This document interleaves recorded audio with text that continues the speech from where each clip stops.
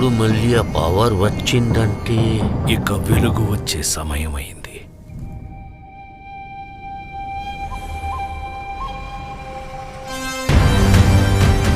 ప్రాణంలో ఇంకో ప్రాణం. నువ్విప్పుడు కనపోయేది మామూలు ప్రాణం కాదమ్మా, సృష్టిని నేను కాపాడుతా. దీన్ని ఎలాగైనా ఆపి తీరాలి. పొద్దున్నే ఫైట్ అండ్ బుజ్జి ఎంత మంచి కళ ఉన్నాను తెలుసా? మనం కాంప్లెక్స్ లో ఉన్నామంట.